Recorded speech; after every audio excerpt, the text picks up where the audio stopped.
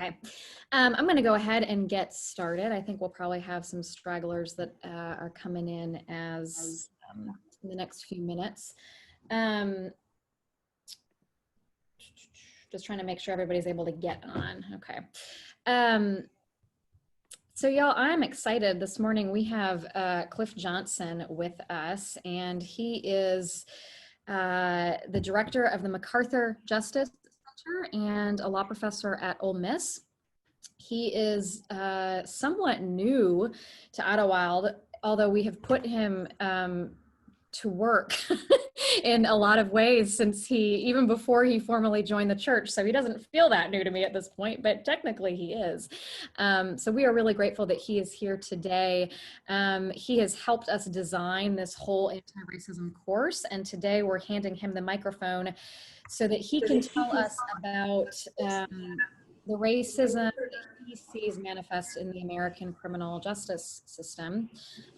This is beginning today, kind of getting us into a rhythm where we look at racism in a particular system, like criminal justice, for 2 Sundays in a row, and then that's followed by somebody sharing their racial roadmap. And then we go back to looking at racism in a different system, like healthcare, education, 2 Sundays in a row, followed by a racial roadmap. So beginning today is really when we get into what will be the rhythm for this class taking us through December.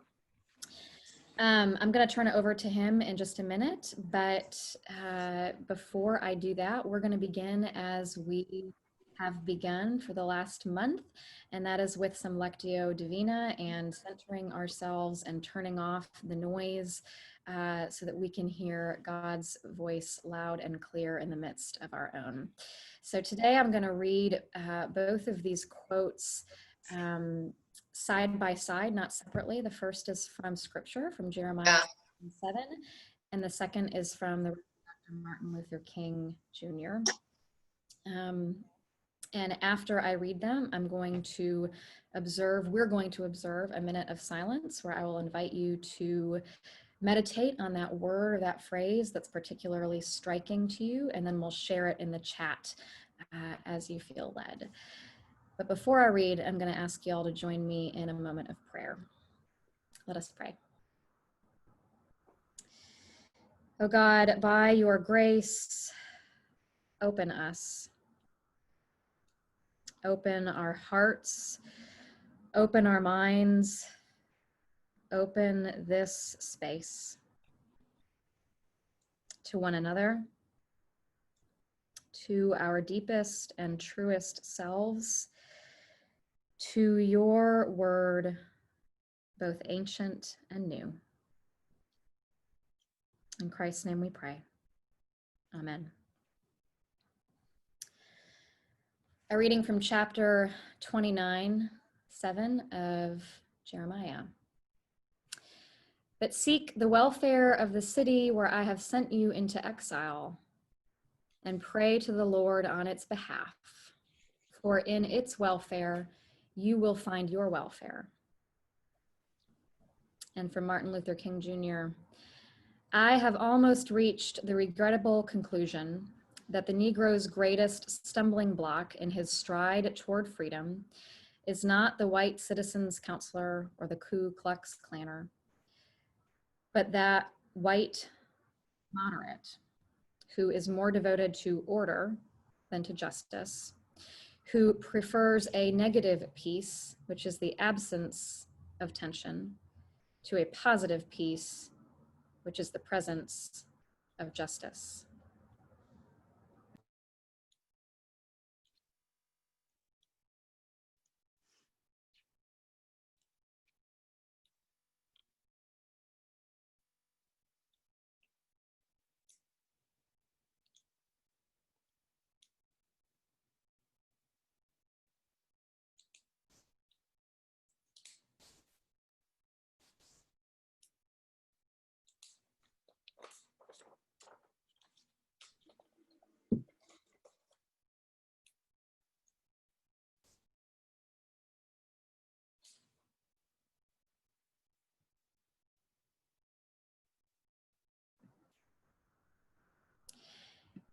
Using the Zoom chat feature, I would invite y'all to share what word or what phrase was particularly striking to you.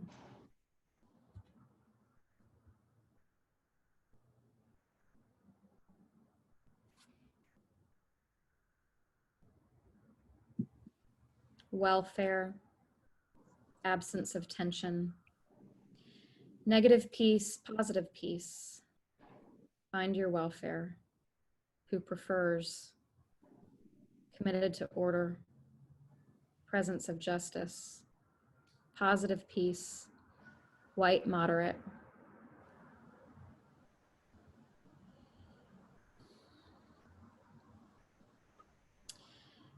Okay, continue to hold that word or that phrase gently as I read again.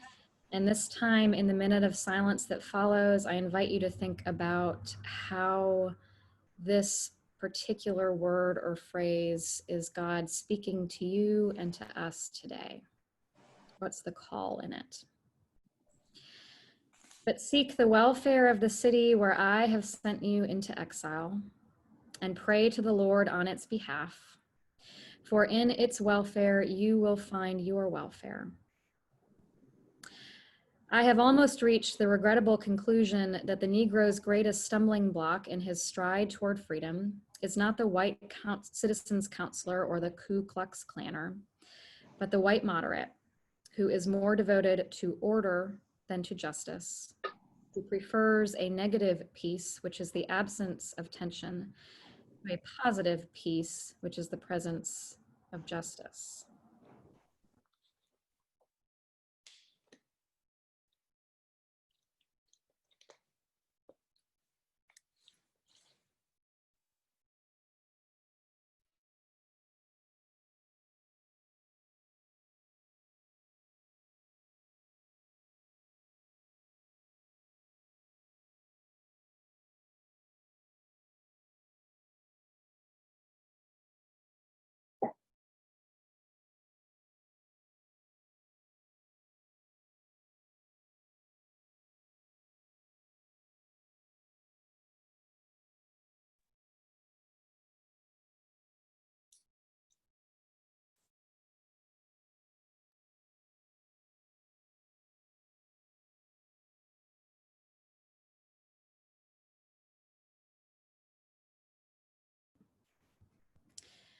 Okay, in a sentence or two, how is God speaking through this word today?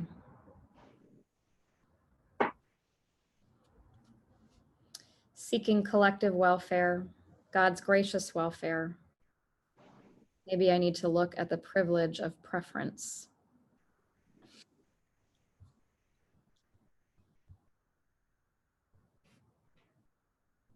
Importance of prayer in this work. Positive peace equals good trouble. Order is not the point. Justice is the goal. Everyone's injustice in society benefits and thrives where there is. I have a tendency to be too devoted to the absence of tension. Regrettable conclusion, can we change the outcome? Justice will free all of us. Everyone benefits when there is true justice in society.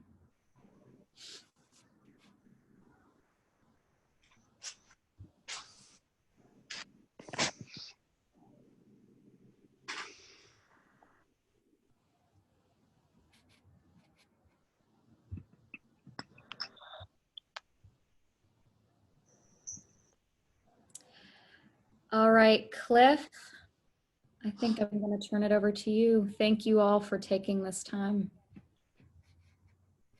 Thanks, Sarah. Good morning, everyone. It's good to be with you. I want to give you a little bit of background about who I am and where I come from on this, because I'm going to be with you for the next 2 weeks trying to do criminal justice from the beginning of the Republic until today in 2 30-minute sessions.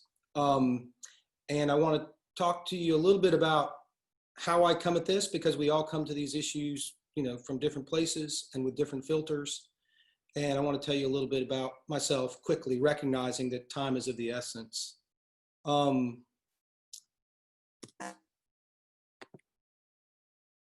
That's my grandpa, Bob Johnson.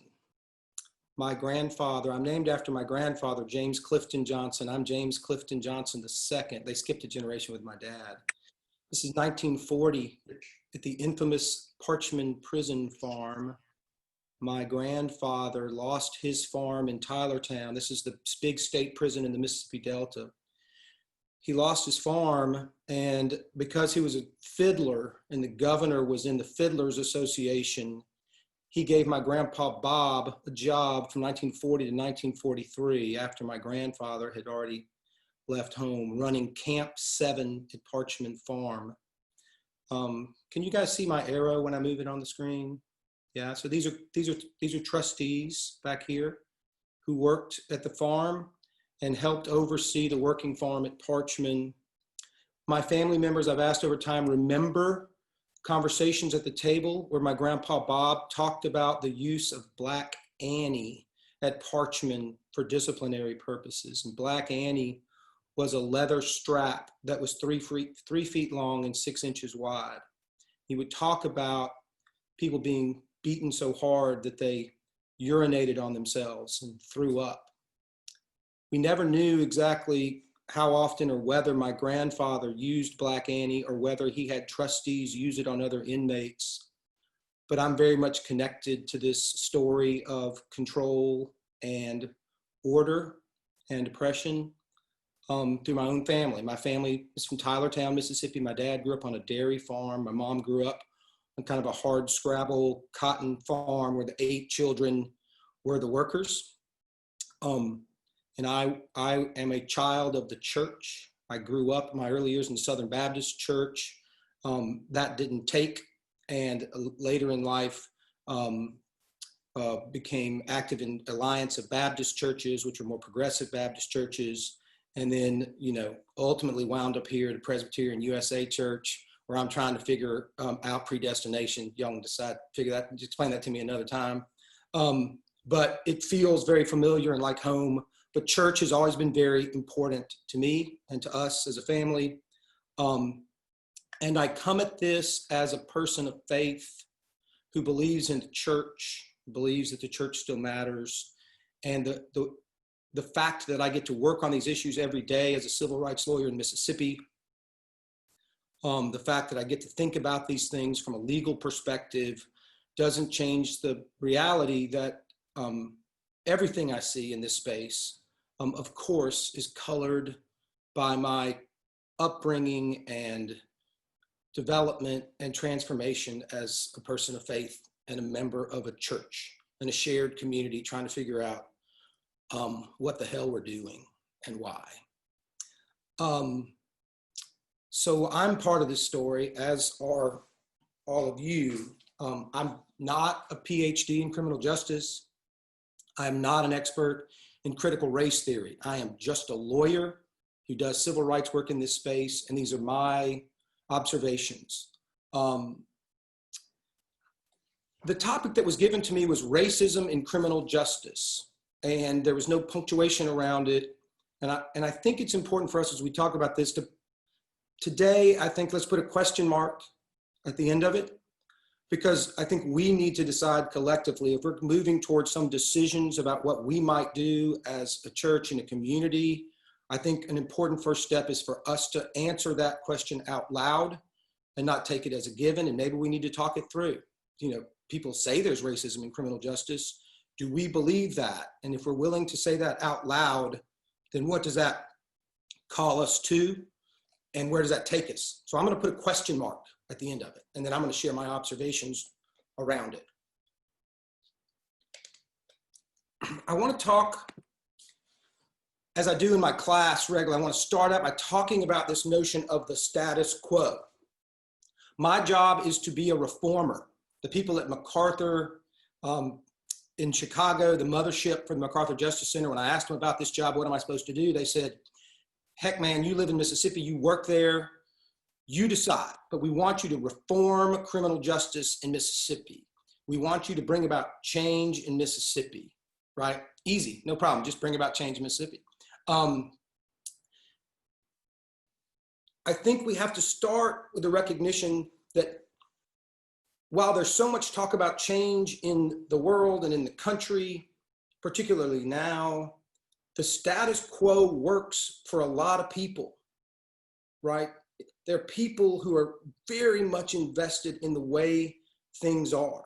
People who have property, comfort, identity, power, and always we've had to figure out how we bring about change to the status quo, what are the mechanisms and the tools that might cause people who have power, comfort, identity, security in the current system, emphasis on power.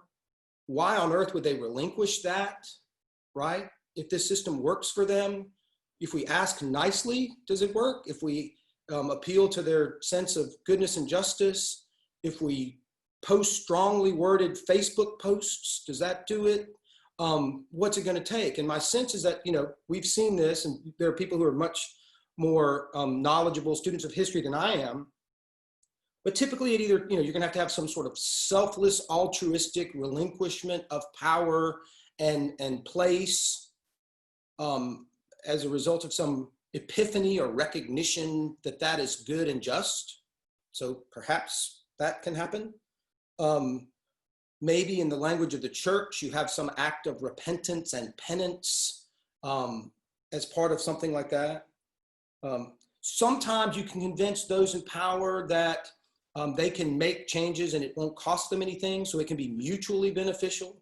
So there can be changes and you can relinquish some of this power, some of this position, but don't worry, it won't cost you a thing. And that's a conversation that we have, and we often have it in the context of legislative efforts that we undertake as a tactic. And then many times, these changes take place against the will of those in power and who are comfortable as a result of things like revolution, physical force, the threat of other force. I talk to my students about litigation and lawyering as a way of bringing forces to bear on power that they cannot ultimately resist. And then in many instances, it's a combination, potentially a combination of these things.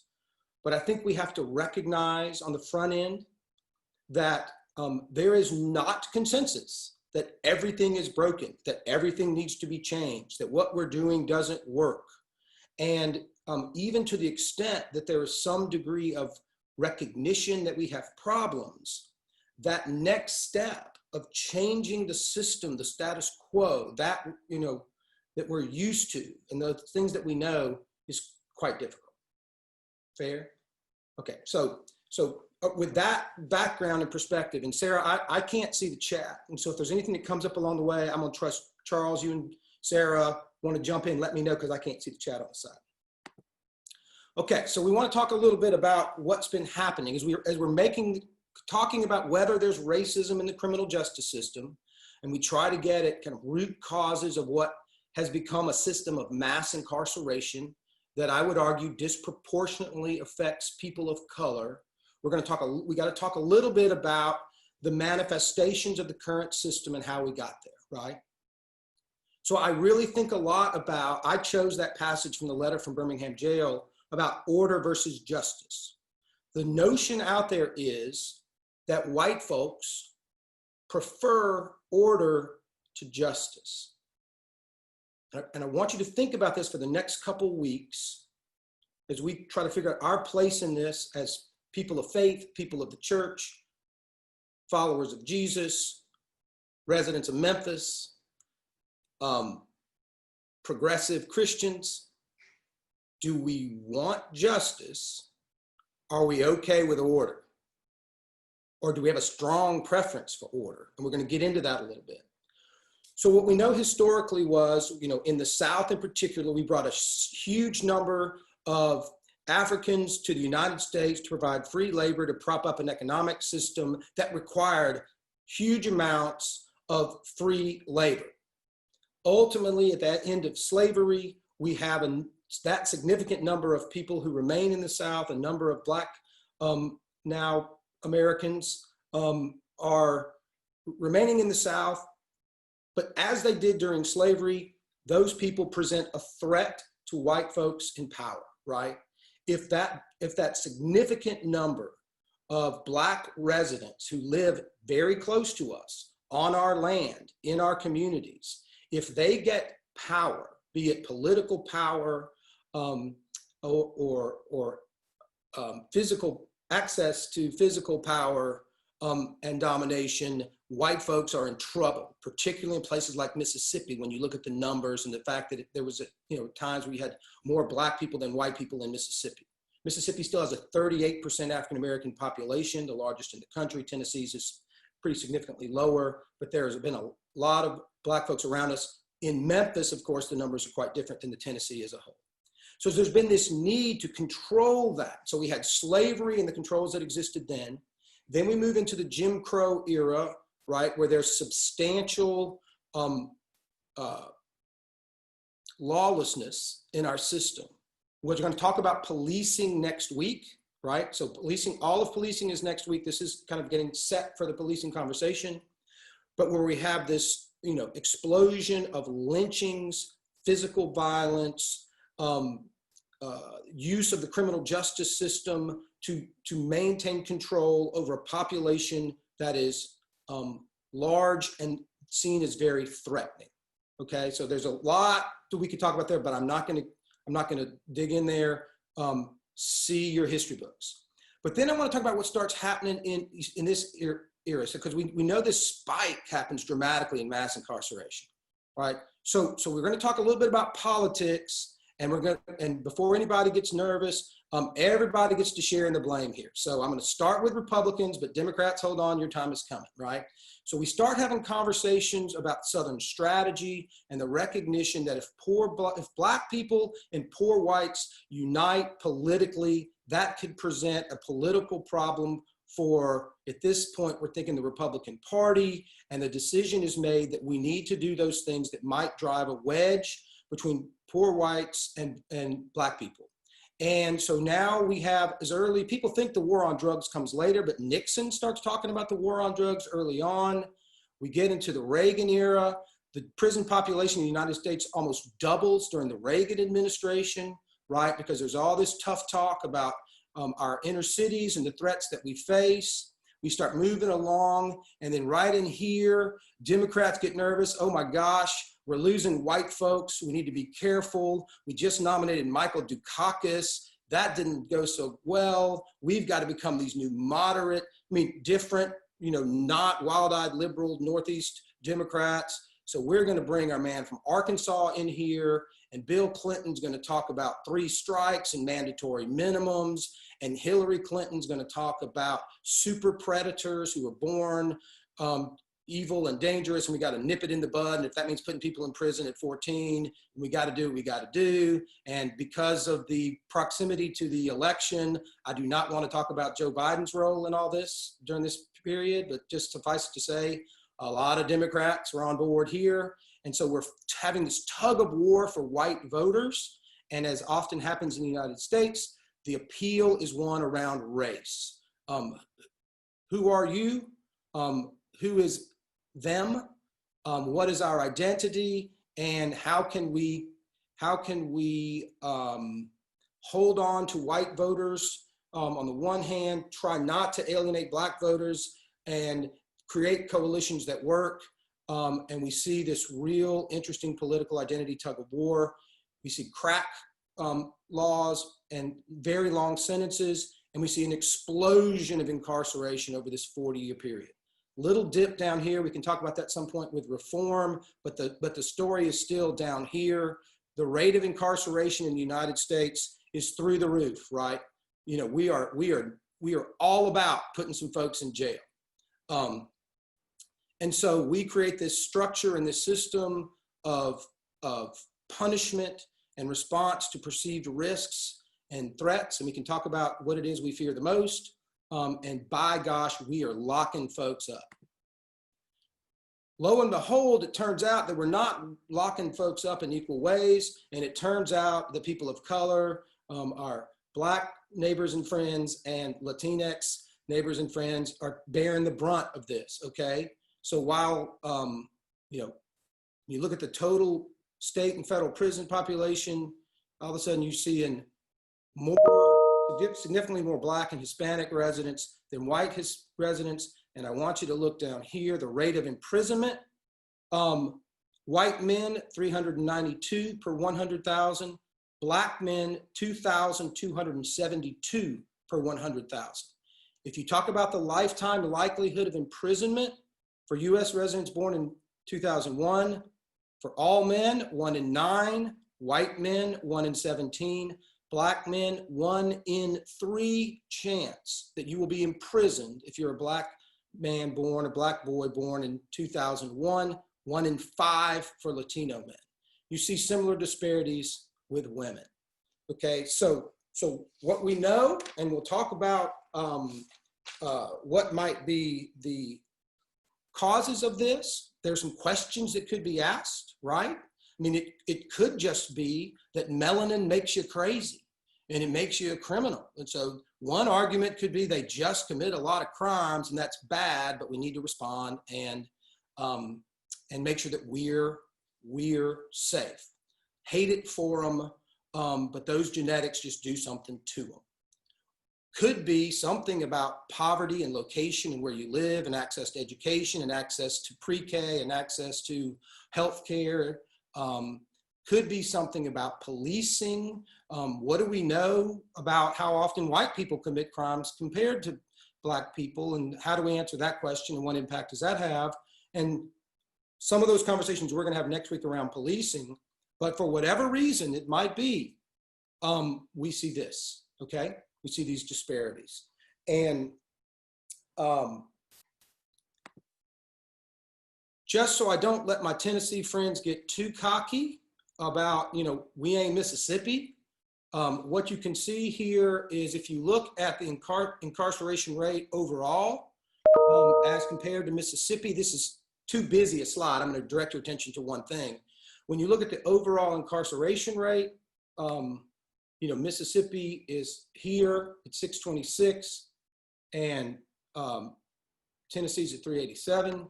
But before you get too cocky, Tennessee, Black imprisonment rate per 100,000, Tennesse's at 1,166, Mississippi's at 1,052. Hate to break it to you, but you got problems, okay? So I want to talk about some studies around this. So we know that there's a significant difference, it turns out, in how often people are stopped and how often Black people are stopped. And in this massive study that was, probably the biggest study so far around stops, it tells us what we figured, but it turns out, interestingly, that that disparity happens more during the day. Why would it happen more during the day at night? Seems like the nighttime is where, criminal activity happens. That's when the police are really active. Well, police officers can see inside your car during the day, and they can see the color of your skin during the day better than they can at night. Hold on, we'll talk more about this next week. In Nashville, Black drivers get pulled over at a rate of more than once per Black driver. They're searched at twice the rate of Black drivers, and that's despite the fact that there's a greater likelihood that searches of white drivers will turn up contraband.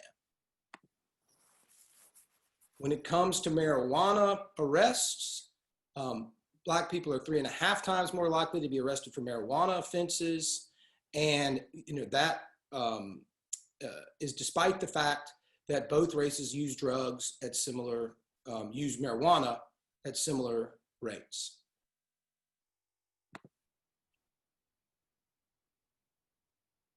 White folks make up less than half of the murder victims in the United States, but 80% of the people on death row in the United States killed a white person. So folks often think about the discrimination around imposition of the death penalty as being one focused on the race of defendants, and that certainly can happen, but there's a lot to talk about race of victims, right, and whose lives we value the most. So if you kill a white person, what's the response versus you kill a black person, and particularly if you kill a poor black person in the United States, how upset do we and does the system really get about that?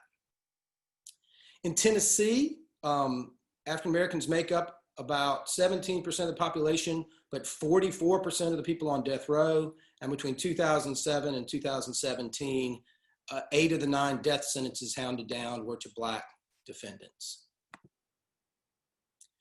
Sentencing, there's disparity in sentencing. And so for black men and white men convicted of the same crime, you receive on average 20% longer sentences. So you have a much higher percentage of the universe is arrested and incarcerated. And on top of that, the length of sentence they get is longer than for white counterparts.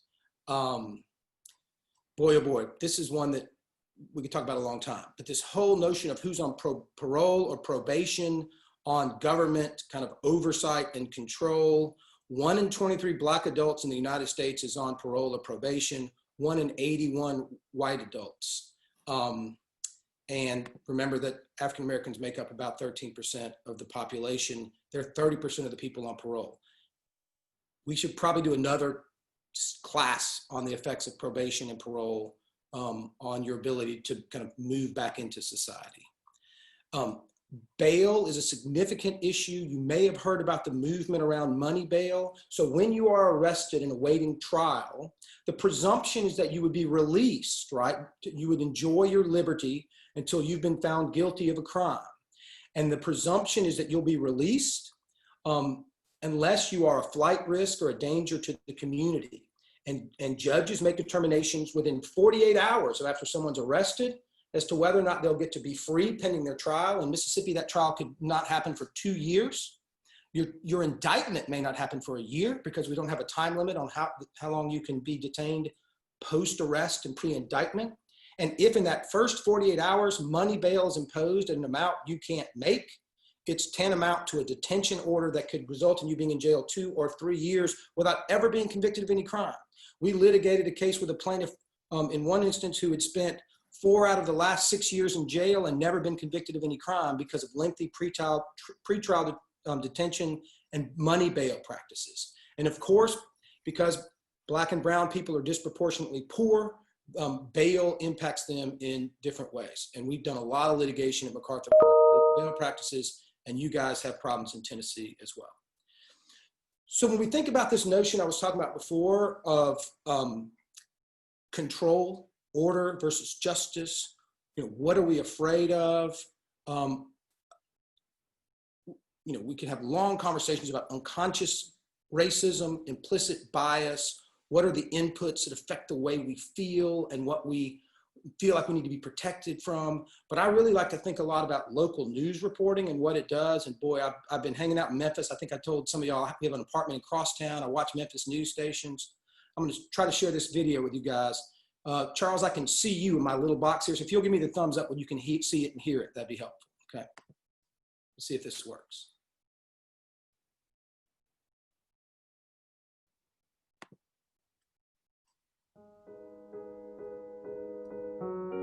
What people see and hear in the media has a tremendous effect on their lives, has a tremendous effect on decisions they make, from decisions that are made in the schoolhouse to the courthouse. If you were to believe local news in New York, you would think that 72% of assaults were committed by black folks.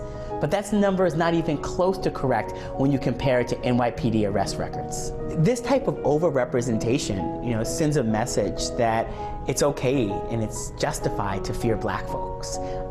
It sends a message about who black people are that is, harmful and hurtful. And we see the stark contrast between crime that's actually happening and and what the media is actually showing. The idea that our media represents this two New Yorks, this New York where some people are going to be treated fairly and equitably and some people are not, then that then plays out in our criminal justice system with policies like broken windows and stop and frisk. Make no mistake, news directors, reporters have a ton of stories to choose from. The decisions that are made in those bullpens inside of local news stations impact people's psyche every single day. It's something that we cannot overlook. All of this information, all of this data points to the fact that local news can do better. And we stand ready to sit at the table and help them make it happen.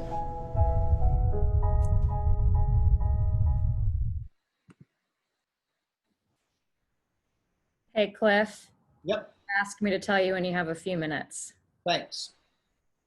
So I appreciate that. So one of the things I want us to think about when we talk about life in Memphis, and this is not unique to Memphis, but I can tell you as we started hanging out there, we became enamored with the place. We started thinking about getting an apartment, having a place we could stay on weekends because I need some city living in addition to my country living.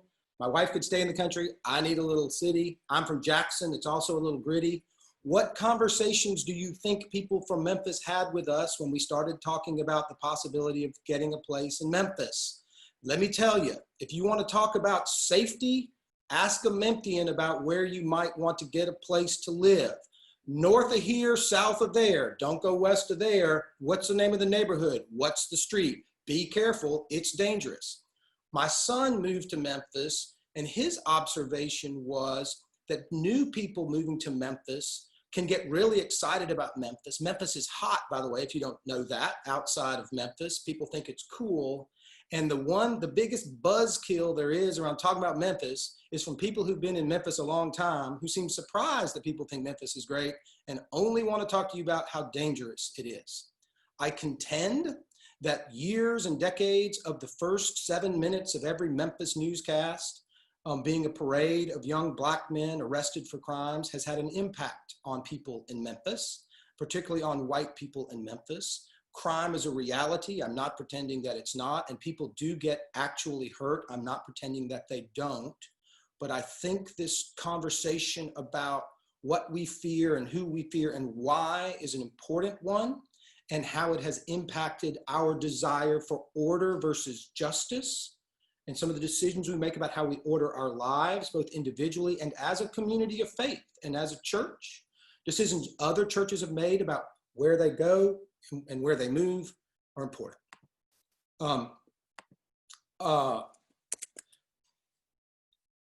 The browning of Tennessee, folks, the percentage of the population that's minority is changing quickly. In 2030, 30% of Tennesseans will be minorities. In 2060, 39%.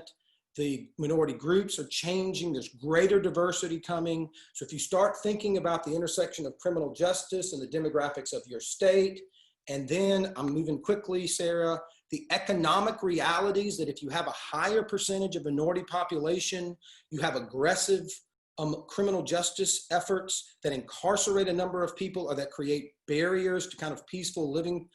Just be aware that you have this big economic drain. This is too busy a chart. I'll share it with Sarah. She can send it out. But you have lost wages. People experiencing poverty are more likely to be imprisoned. Then people who've been in prison get overlooked by employers. More folks have a hard time finding jobs. We can talk about ban the box conversations, reentry programs, but you talk about the cost to the community. And now you have financial instability, right? They have struggles, and round we go. And you look at the impact that if you have been incarcerated, your income for the rest of your life is reduced by 51.7%. So you have this browning of Tennessee, greater number of minorities, and a criminal justice system that disproportionately punishes minority groups. There are some very important public policy conversations to have about what the implications of that are. I've got a couple pages of suggested reforms. I'm out of time. But I would just super quick: bail reform, shorten excessive sentences, mandatory programs that that impede parole. Y'all got some people in Tennessee who come out of prison if they could complete a drug training program, an alcohol and drug program, but you don't provide the programs, or you provide barriers to the program, so they're still stuck in jail. We've got to expand public defender offices and funding for those offices. We've got to take a hard look at mandatory minimum sentences. See, for example, the Clinton administration, habitual offender laws that can cause someone to be sentenced to life. After 15 years after their latest offense, you get arrested for having, a small amount of marijuana, but because it's your third strike, you get sentenced to life without the possibility of parole. We got to rethink what needs to be a felony and drug offenses. Get so many people off this probation oversight that just waits for you to mess up. And then 55% of people entering prisons in Mississippi enter for revocation of probation, not for new crimes, 55%. Robust reentry framework, job training, housing, mental health services, alcohol and drug treatment available to people coming out of prison, access to an ID and to driver's licenses. Think what a difference that makes. Start thinking about racial impact statements on criminal justice reform. Let's all do our implicit bias training, and we need data, data, data. I'm a huge fan of that. We've got to look at some of this stuff objectively, and now I'm out of time. Sarah, I kind of did it. Yeah. You've done better than a lot of us, myself included. Cliff, thank you. That's been, it's really informative and troubling and informative. I'm actually, if you, Cliff, as we shift, could stop sharing your screen so that I can. And while we're working that out, I'm just going to draw your attention to one question that came up in the chat that says, how do you deal personally and professionally with comments by Attorney General Barr that suggests he doesn't believe there is racial bias in the justice system? Yeah, so at the end, I was talking about trying to collect information about who gets arrested. We've got to also talk about who commits crimes, because we run into some really troubling thinking when we just talk about arrest rates and we don't talk about crime rates and why people commit crimes or what situation they're in. So I think we have to talk about the numbers don't lie, right? We can't just say everybody in the system's a racist, because it's absolutely not true, right? So rather than talking about individual players in the system, what we have to say is we're taking good people and putting them into a really bad system that's a continuation of slave patrols and Jim Crow era oppression, and it's turned into this militarized enforcement mechanism and this mass incarceration vehicle. But we have to talk about systems, I think, and not people. So we need to be careful and strategic about that. Thank you. Thank you, Cliff. Y'all, I'm about to move you into breakout rooms so that you can have a little bit of time to discuss some of what you've heard this morning. I'm going to draw your attention to two questions in particular to guide your time together. I hope y'all can see that. The first one is, where have I seen the inequity, and I put racism with a question mark, in our criminal justice system in my own life? Would it be something that I would name in my racial roadmap? With a reminder that that racial roadmap, like the one that Mary McIntosh shared a couple weeks ago, are key moments in your own life that formed your thoughts and feelings around race and your own racial identity. Second, what feelings were evoked as Cliff gave this presentation? And what do those feelings leave you wondering? All right, y'all, I'm gonna bring you back right at 10:40, and I'm about to open these rooms now. Hey everybody, I always know when you must be in the middle of discussions when no one comes back voluntarily. You all come back right at once. I hope that those were enriching conversations. Cliff, thank you so much for leading us today. I hope you can see the hands that are clapping as I can. Thanks. Y'all, Cliff is going to be with us mercifully again next week, and we're going to talk about policing. Arguably, that's the reason that we're sitting here doing this right now, because it was trouble in policing that led to the deaths of Ahmaud Arbery and George Floyd and Breonna Taylor, the reason that we saw our nation kind of erupt in protest this summer, and the reason that we're we're here. So I hope that y'all will join us next week for that discussion. Right now, I'm going to put the sign up genius for the racial roadmaps in the chat. I see that Charles Key and Jonathan Jones and Steve Haynes have all signed up to share with us their racial roadmaps in the next week. So thank you to the three of them. But if you click on that, you can see that we still have some open spots. So I hope as we continue in this journey that we'll be kind of building some courage around sharing those racial roadmaps together. So do take a look at that and consider being handed the mic at one of these meetings, okay? Without further ado, I think I'm going to close us and tell y'all to go in peace, but don't go far because we're gonna do worship at 11 a.m. All right? Bye, y'all. Thank you. Thank you. Good to meet you, Sarah.